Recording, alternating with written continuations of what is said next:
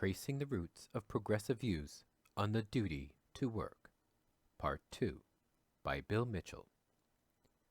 This is the second part in my historical excursion, tracing where progressive forces adopted the idea that it was fair and reasonable for individuals who sought income support from the state to contribute to the collective well-being through work if they could. As I noted in Part 1, the series could have easily been subtitled How the Middle Class Left Abandoned the Class Fundamentals, became obsessed with individualism, and steadily descended into political obscurity, so much so that the parties they now dominate are largely unelectable. Somewhere along the way in history, elements of the left have departed from the collective vision that bound social classes with different interests and education levels into a working class force. As identity politics has become a preoccupation of what were traditional working class parties, even the concept of the working class has been subjugated into a social class, lowly educated with racist predilections if we consider the Brexit debate, for example, rather than an economic class. And that is why the left is split, and the traditional social democratic parties have become increasingly unable to win elections, even though the conservative alternative have been terrible. And part of that new divide is over work, the lack of it, the duty to do it, the vast variations in quality, and all the rest. In Part 2, we see how the duty of work concept permeated progressive elements in the West and allowed the different social classes, in the C. Wright Mills meaning, on the progressive side to bind into a coherent political force. That coherence is now gone, and the lower income workers are in revolt. I finished Part 1 discussing a seminar I went to during my postgraduate student days where two leading and very well-educated Soviet economists were discussing their role in the Gosplan, the State Planning Committee in the USSR. I mentioned that during the Q&A I asked two questions, one relating to whether workers in Moscow were really better off than a worker in Melbourne, the intent being to probe the idea that being part of a socialist collective somehow eased the daily grind of getting up each day and working, especially in winter. I wanted to better understand the social norms, if any could be articulated, that bound that society together.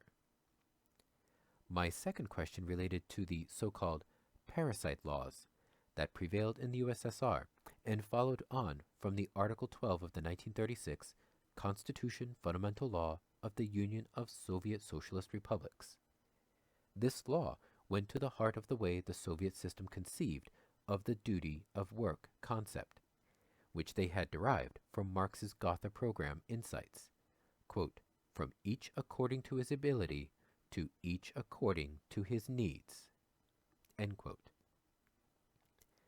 The response from the commentators and social media that followed that blog post was rather interesting.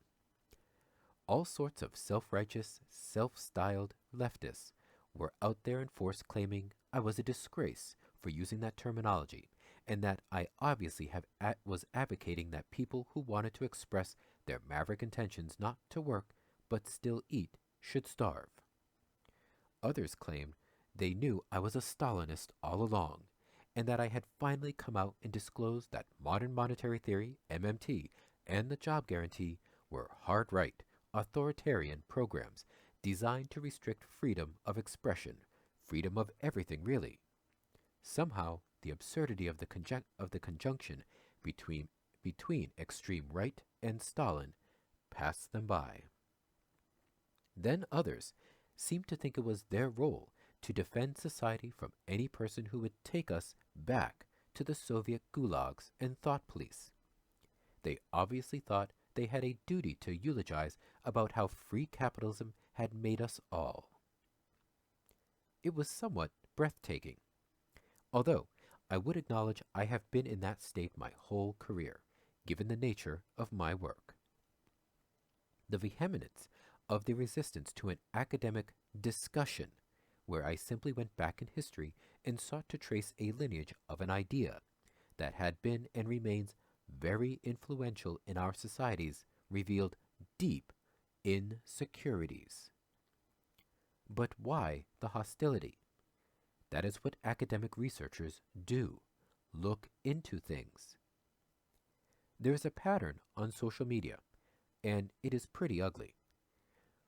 When Thomas Fazzi and I mentioned in our book, Reclaiming the State, A Progressive Vision of Sovereignty for a Post-Neoliberal World, Pluto Books, September 2017, that Germany recorded strong growth after Hitler took power, the social media galoots went crazy accusing us of being Nazis and or Nazi sympathizers. Our paragraph was just reporting an historically factual statement. Good academic research practice. Now, when I mention the USSR, I become a Stalinist. Confused is not the word. Nazi one minute, authoritarian leftist the next. Oh, how I change. The other point is that the black and white Soviet and USA type reasoning evades obvious nuances. Some years ago, I was working for an international organization in Central Asia. In my travels as part of that work, I arrived in Kazakhstan one cold morning, and after leaving the airport in Almaty, I asked my driver what all the buildings that looked like tin sheds were that seemed quite odd out on the periphery of the urban settlement.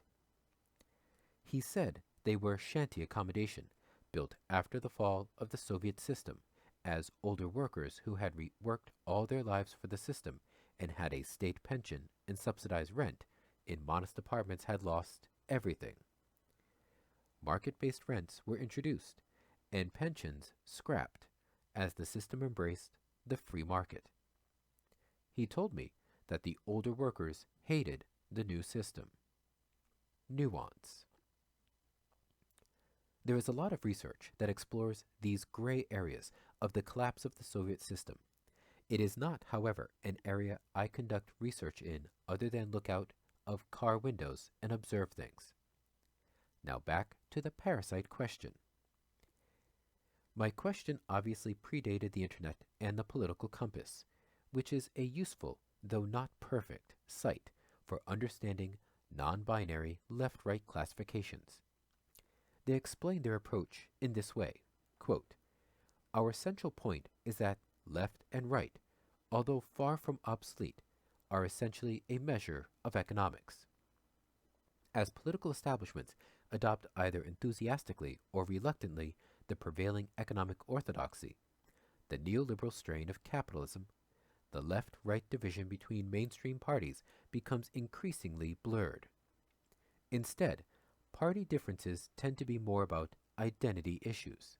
In the narrowing debate, our social scale is more crucial than ever."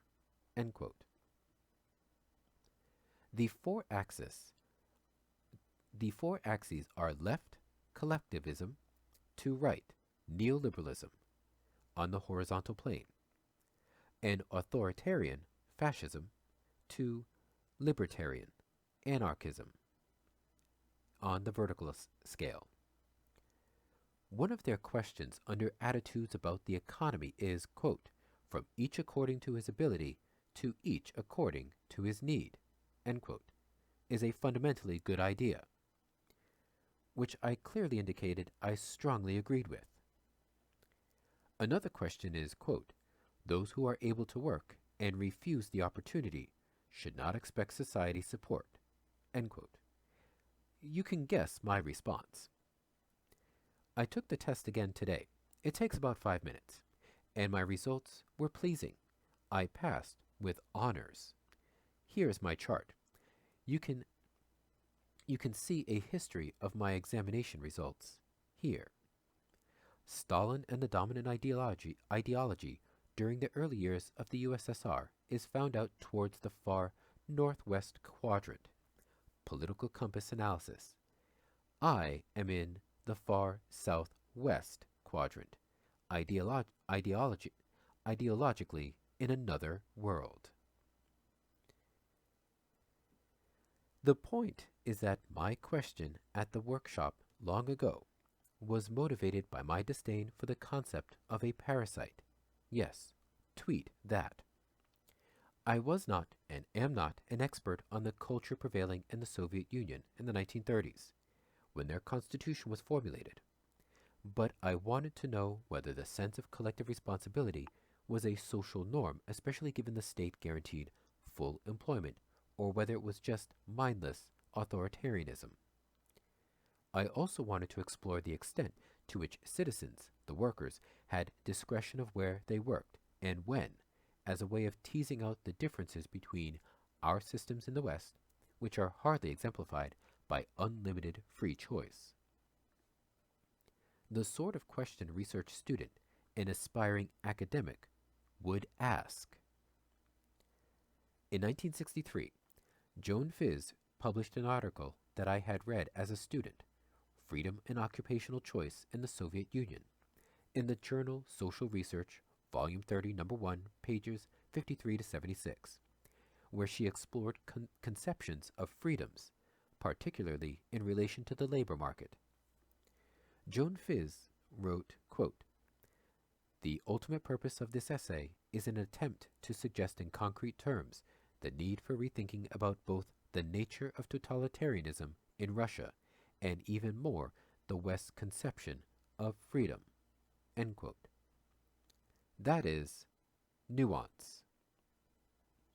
Moreover, the social media heroes whose tweet fingers jump at every shadow could not possibly believe that things in the Soviet Union were anything but terrible and that workers were whipped into submission by a tyrannical regime.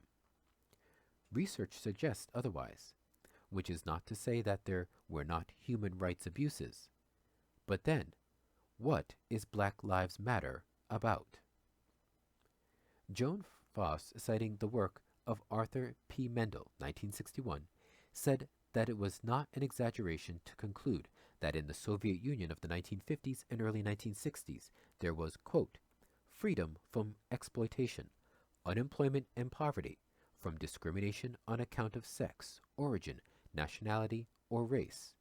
Every member of society is provided with equal opportunities for education and creative labor. Each is guaranteed an equal and free choice of occupation and profession with due regard to the interests of society. As less and less time is spent on material production, the individual is afforded ever greater opportunities to develop his abilities, gifts, and talents in the fields of production, science, engineering, literature, and the arts. End quote. It was that conception that I was exploring when I asked the question at the workshop about the parasite law, which by then, early 1980s, had been purged from the legislation in the USSR. Joan Fizz's article explores the question in some detail. The point is that there was some choice, but in the context of, quote, the interests of society, end quote, which is also not an alien concept in our Western societies. For the Soviet system, Joan Fizz wrote, quote, living on unearned income is a crime in the Soviet Union. By requiring all to engage in socially useful labor, even those people with the necessary means cannot choose a vocation of idleness. This is a legitimate vocation from the point of view of the individual, although its social inconvenience is obvious. End quote. Clearly, their conception of society came out of the Marxist critique of capital, the unfairness of capitalists who own the material means of production being able to take surplus value from the system when they added nothing productive to the Commonwealth.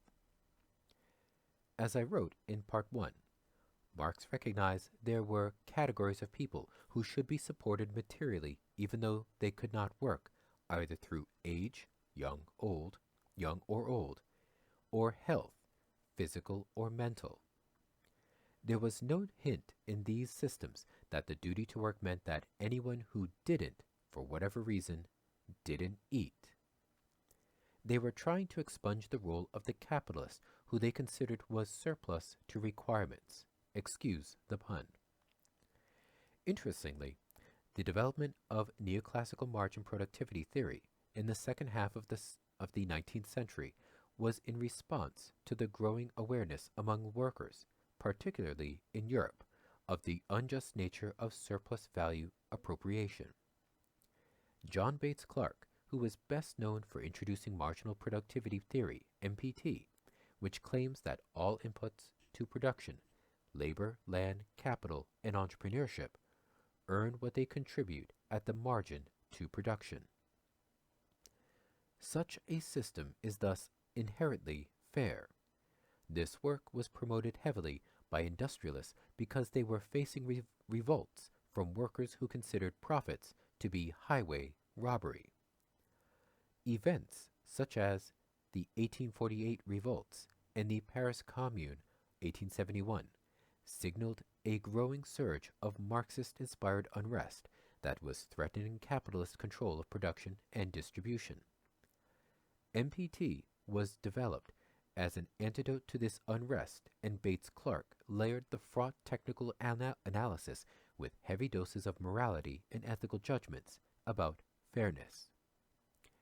Readers who desire more detail on that might like John Henry's 1995 book, John Bates Clark, Contemporary Economists, published by Palgrave.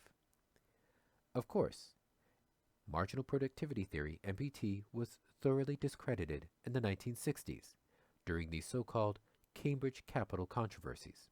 But like many orthodox propositions, they are simply that are simply wrong, they linger because they have ideological weight. So what about those parasite laws?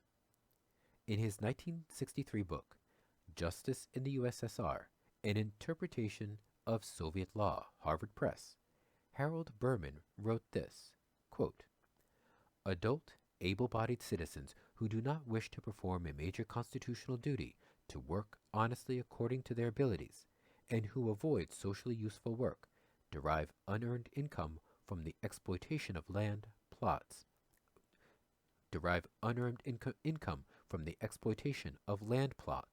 automobiles, or housing, or commit other antisocial acts which enable them to lead a parasitic way of life, shall be subject to resettlement in specially designated localities for a period of from 2 to 5 years, with confiscation of the property acquired by non-labor means, and to obligatory enlistment in work at the place of resettlement." End quote.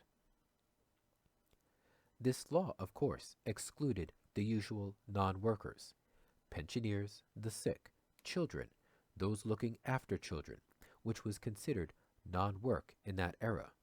Perceptions change. While the rules relating to these laws evolved over the years, the Soviet system still believed it was a constitutional responsibility of all citizens to contribute to the collective output if they could, and in return the state would ensure that there would always be opportunities available to facilitate that contribution, jobs. There were debates about whether such an obligation was justifiable and whether it should be enforced, but in general, the dual responsibilities of citizens to contribute and the state to make that contribution possible were strongly held views in the post-World War II period. Lawrence Becker provides an excellent discussion of these points in his 1980 journal article, The Obligation to Work, Library Subscription Needed, published in Ethics, Volume 91, Number 1, pages 35 to 49. But it is important for the purposes of this discussion to understand that this type of thinking was not just found in the Soviet world. Now, don't think that because I have so far discussed the Soviet conception of the duty of work and introduced readers to these parasite laws that I support sending people off to gulags if they refuse to work. Keep those twitchy tweet fingers quiet. Go back to my political compass classification to see how absurd that proposition would be.